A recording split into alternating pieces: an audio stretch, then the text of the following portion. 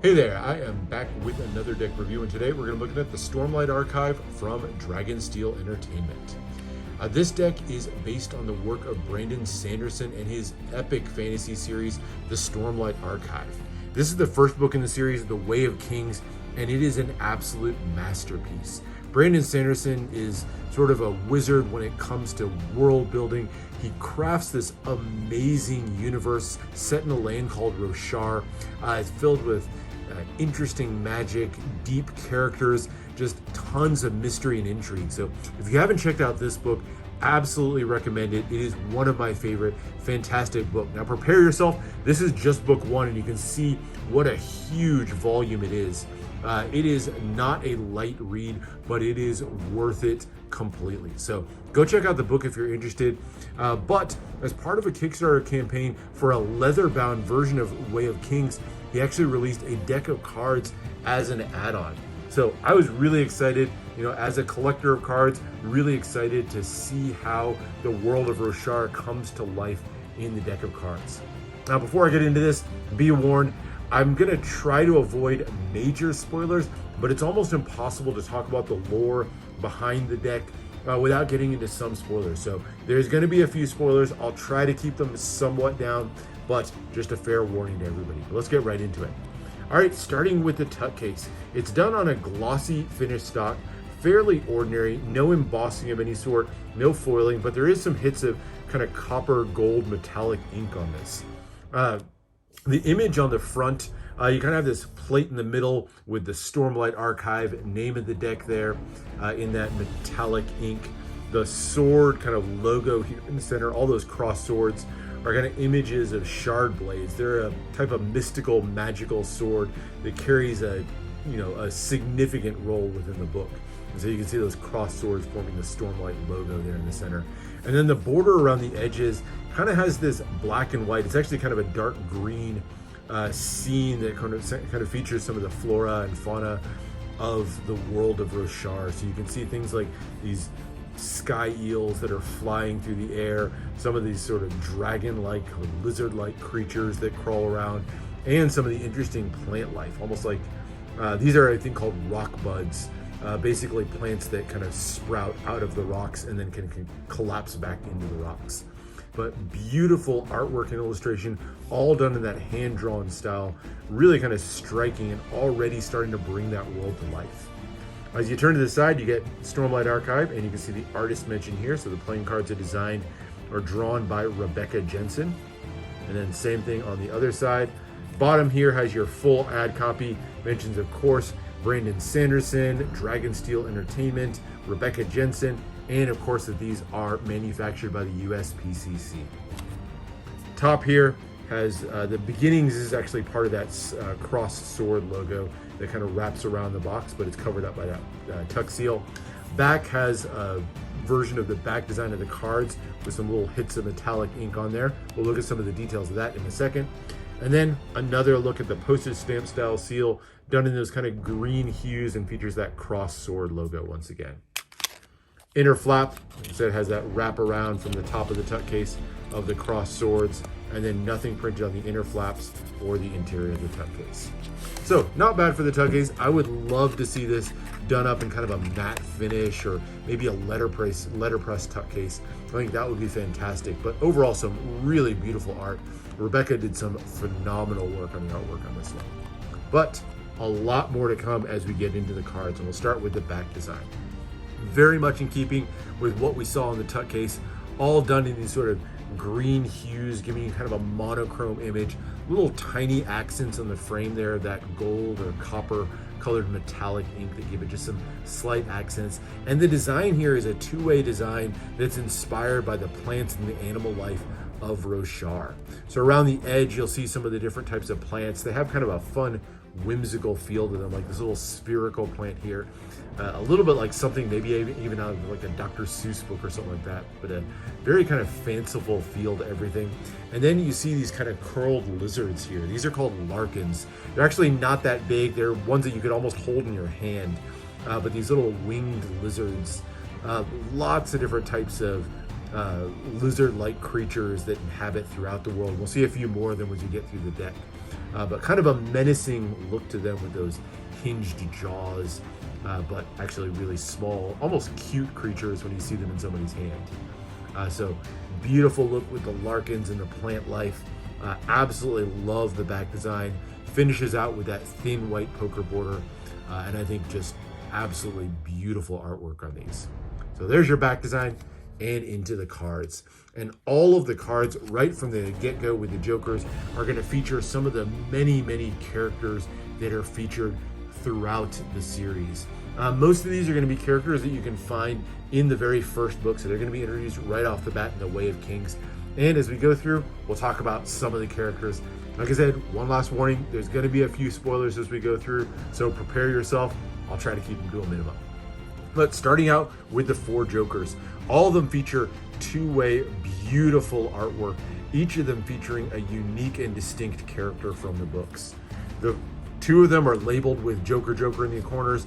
The other 2 kind of have just these symbols in the corner, but you can use all 4 of them sort of interchangeably as Jokers. The first one, actually labeled as a Joker, features that gold border around the edge and features a character by the name of Zahel.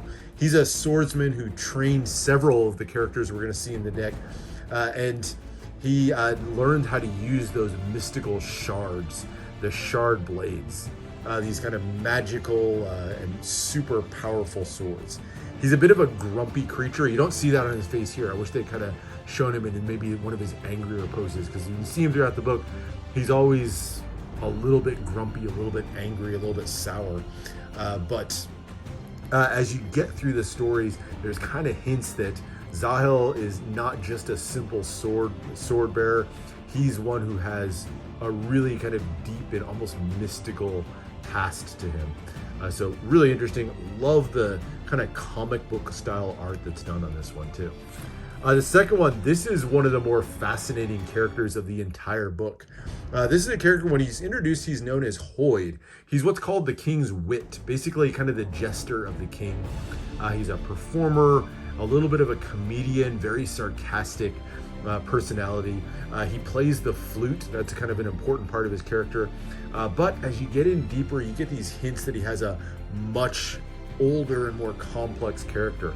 In fact, he often appears with different disguises, and on this one you see a 2-sided card, one with dark hair, one with white hair. So he takes on many different personas and even looks as he goes throughout the book. And interestingly, Hoyt's actually mentioned in a completely different Brandon Sanderson series called Mistborn, another phenomenal series, but the character Hoyt appears there as well, kind of hinting that both Mistborn and Stormlight appear within the same overall universe, and Hoyt is one of those characters that binds together some of the stories. So really interesting character, playing the flute here and kind of surrounded by the mists. The third one, this is another interesting and kind of comedic almost character. This is Vale. She's an accomplished con artist and a spy. Has ties to this secret organization known as the Ghost Bloods. The little symbol you see here in the corners, this is actually the symbol of the Ghost Blood. So any member of the Ghost Bloods has to have this tattooed somewhere on their body. So a little fitting representation there. And she's said to wear this really distinctive white hat and coat. But that is Vale, and we'll see a little bit more mentioned about her in a little bit. There's a little bit of a twist to her character as well. And the last one, this is a funny one. Looks like a parrot, but this is actually what they call a Roshar chicken. Chickens, I guess that's what they call parrots there, but they're these bright, vibrant creatures. They call them chickens, and they're mentioned a few times throughout the book. So kind of a funny addition there, but really bright, vibrant, super colorful card there. So there's your 4 Jokers. Beautiful artwork already. And it just keeps going as we get into the aces. So all 4 of the aces, there's no one power ace, and each one of them features a beautiful, large, oversized pip, and each one with kind of a monochromatic scene featuring some aspect of the plant or animal life of Roshar on them. We'll start with the spade here. You can see that fantastic artwork. Another one of those lizard-like creatures. I believe this is an axe hound that's depicted here. So axe hounds are about the size of a dog. They come up to about like a human's waist, but these large 6-legged creatures with scales over them. I kind of have these feather-like protrusions out of their head. Really kind of brings everything to life. You see the axe hounds mentioned a lot in the book, but it's really cool to see them reflected here. And then their bodies kind of making up that spade shape. And then I love how the spades is kind of outlined with the accent of that gold metallic ink. Pretty classic pip and index in the corner. Nice familiar shaped spade pip. And then a little bit more kind of ornate, almost calligraphy font in the bright gold index in the corner. The other three aces, so now we get kind of a red hued scene for the red cards. This is kind of a depiction, I believe, of the cognitive realm. It's basically this parallel universe to Roshar. They call it Shadespar at different points, but you can see this sort of mystical land, almost Alice in Wonderland, through the looking glass kind of land that's depicted here in the background. You can see some of the trees and plants there. So I think that's what's meant to be depicted on the diamond. The club has another creature. These play a really fascinating role in this series. These are called chasm fiends. They're gigantic creatures. They can be like 20 feet long. And there's lots of really epic scenes of some of the characters in the books going to battle with these chasm fiends. They would have basically entire divisions at times that would be dispatched to deal with these chasm fiends. So really large menacing creatures, and I love seeing them depicted on one of the cards. You get a feature here on the Ace of Clubs. And then finally, the Ace of Hearts. These two adorable little creatures here forming up the heart shape. These are called sky eels. They're eel-like creatures. They can actually fly. They're a lot larger than I think you might imagine from the kind of cute little picture here. They can give you like 5 to 7 feet long, but again, fantastic artwork. So love the aces, absolutely beautiful. And for me, just because these animals and plants, they play so much of a role throughout the book, it's really fascinating to see them drawn and kind of brought to life on the cards. All right, now the number cards, we're gonna get a little break from the really ornate artwork, but kind of more simpler pips on these. You still get that gold index in the corner, gives a nice accent. And each one of the pips, while kind of given a little bit of kind of a pixelated blocky feel, they're also accented nicely with these just little tiny hits of gold that give it a really interesting look to them. So nothing too special, nothing that makes them hard to read or hard to distinguish, but just that extra little something that I think gives the just a little bit of accent. So spades and clubs are a classic black. You get a pretty familiar red hue on the pips of the diamonds and the hearts as well. And then all of them have those little gold accents, like a little almost trident or crown there at the top of the club. So nice work on the pips. Nothing too out of the ordinary. No more lore revealed through the pips or anything like that. Just kind of a little bit of a break from the lore. But of course, as we get to the court cards, we're gonna get back into the stories. And these are what I was the most excited to see, because the court cards bring some of the most familiar and classic characters of the stories to life. So we'll start out with the hearts, which are all kind of that jointly represent the story of Kaladin and Bridge 4. And so the king here, this is Kaladin. He's known as Kaladin Stormblessed. He was trained from early on as both a soldier and a surgeon. The spear is his weapon of choice. You can see him here clutching that spear. But early on in his soldier career, he encountered some bad luck, was ultimately sold to slavery, and found himself as part of a bridge crew. Basically, it was this group of prisoners that were condemned to carry bridges, basically while unarmed, and carry those bridges into battle, allowing other soldiers to cross over the chasms during the fight. His crew was called Bridge 4, and during this time, he actually discovered some latent powers. He formed a bond with this creature here on the Queen. This is Silfrena. Silfrena, otherwise known as Sil, she's called a Spren, basically. She's an honor Spren who grants Kaladin these amazing abilities, and he becomes what's known as a Windrunner. Windrunners have the power to essentially manipulate gravity and fly through the air. So Kaladin is granted these sort of otherworldly powers because of his bond with Sil. The two of them are kind of inseparable throughout the majority of the book, and she gives him these amazing powers. He uses those powers to essentially elevate Bridge 4 out of his lot. He becomes the leader of Bridge 4, and eventually Bridge 4 becomes one of the most famous and legendary units in all of Roshar. And it was really Kaladin's leadership as a main character of the book that really made all of that happen. So fantastic to see the two of them. Definitely two of the main characters throughout the book. And the Jack of Hearts, also another nod to Bridge 4. This guy, his name is, let me see if I can get this right, Numuhuku Makiaki Aluaminor. I think I said that right. Kind of a Hawaiian sounding name. Fortunately, he goes by Rock through most of the book. Much simpler name. But he's another member of Bridge 4 and actually served the unit as their cook. Amazing, jovial, good-hearted, almost a pacifist character. And love seeing him get representation on the card with one of his trademark pots of stew. So that's the hearts. And now we go into the spades, and probably the main characters, if you will, of the Way of Kings book, certainly. And it all centers around this guy. This is the King Dalinar Kholin. He was introduced in the story as a high prince of a nation called Alethkar. And he, kind of like Kaladin, also bonded with a powerful spren known as the Stormfather to unlock his own set of powers. He's in his time a legendary warrior, a natural leader. He was a shard bearer himself, and he lives by a strict moral code that's encoded in the Way of Kings. So the novel is named for this book of codes that Dalinar lives by, and that's the Way of Kings that he's kind of clutching in his hands, along with that gigantic sword. So a very proud, strong, powerful leader that Dalinar Kholin is. The second character, the Queen of Spades, this is Navani. She's the widow of Dalinar's brother. So Dalinar's brother was named Galavar. He was killed, and Navani was his widow. And ultimately, in kind of a twisted, intriguing love triangle, Navani becomes Dalinar's love interest throughout the book as well. So he ends up kind of engaging in an affair with his brother's widow. But Navani is also kind of a powerful character in her own right.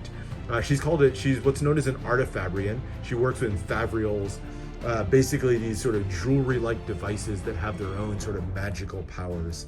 And so she's another really significant character within the book. And finally is the Jack. This is Dalinar's son, Adolin Kholin. And he's sporting a couple of artifacts that are really significant. We've already talked a little bit about the shard blades. That's one of them he has thrown over his shoulder. And then also the shard plate. They're sword and armor that have almost magical properties. They grant their bearers these amazing powers. Each one of them is distinct and unique, so no two shard blades or shard plate look the same. And Adolin's said to have this brilliant blue shard plate that you can see him sporting here. He's really kind of has this distinct character to him. He's described at times as arrogant. You can really see that captured in his face there. He kind of has that young, arrogant look to him overall. But as you get to know him throughout the book, you also find out he's this super kind-hearted, generous, nice to pretty much everybody that he meets, despite that kind of arrogant vibe that he gives off the bat. So great character Adolin is. So that's the story of the spades. And then we get into some powerful women as we get through the diamond courts. And it all starts with the Queen of Diamonds, one of the more interesting characters and one of the really central characters to the book, Shallan Devar. She's a scholar who ultimately leaves her father's estate to seek apprentice under the King of Spades, or King of Diamonds here. This is Princess Yasna Kholin. Yasna is a renowned historian in her own right, and she has powers of her own. You can kind of see that hinted at on her card. Just like a few of the others we talked about, she's also bonded with a spren, and she's a shard bearer herself, so she has one of the shard blades as well. But she has her own set of powers. Each spren that you bond with each of the honor spren that you bond with grants a unique set of powers, and so Yasna has her own set of powers. And not to be outdone, Shallan has also bonded with a spren called Pattern. You can see, I want to say that's Pattern represented in the back in this sort of twisted set of lines in the back. But what really makes Shallan interesting with this card, you see it depicted here, she's the only one that's on a two-sided court card. You can see these different characters in the back. And that's because Shallan has a bit of a split personality. She takes on a few different aspects. Her main aspect here in the center, Shallan with the brilliant red hair, but she also has the aspect of Veil. You may remember Veil, we just looked at her in the Jokers. The Veil is actually just an aspect of Shallan herself. Veil's the one who sort of represents the I don't know, the bolder and blunter side of Shallan. And so she takes on that personality when she needs that characteristic. And on the other side is Radiant with this, very proud bearing to her. Radiant is the more principled and confident personality and kind of helps Shallan embrace her role as she becomes one of the leaders within the story. And so there's the other two there, beautifully depicted. I love with Shallan's sort of multiple personality, how they're all depicted here on a single card. I think it's a great addition. And then finally on the Jack of Diamonds is another one of the powerful women from the story. This is Eshonai. Now Eshonai's a little bit of an antagonist in the story. She comes from another race called the Parshendi. It's a race that's basically at seemingly perpetual war with the humans. Dalinar and some of the other Kholins that we saw are constantly fighting against the Parshendi. Really distinctive race here. You can see their red carapace that they have on their skin, kind of a red and black marbled look to them. Very powerful, fierce warrior. She has a shard blade of her own as well, so this is another one of the shard blades. Very powerful and kind of menacing, almost cruel creature in the books. But really interesting to see her, and I love that they included one of the Parshendi on these. They're really distinctive and significant race that's mentioned and features very heavily in the Way of Kings. So that's the diamonds. 3 more court cards to go as we get into the clubs, and some interesting characters to go here as well. Starting right off the bat with the most striking and interesting character of the suit. This is Szeth, featured on the King of Clubs. He's known by a number of different names. Szeth Sun Villano is one of the more prominent ones that you hear throughout. He's also known as the Assassin in White. He's the infamous assassin who was actually responsible for the death of Gavilar Kholin. Remember when we were talking about the story of Dalinar Kholin, his brother was actually killed by this guy right here. And it was that assassination that really set off the war between the Parshendi and the humans.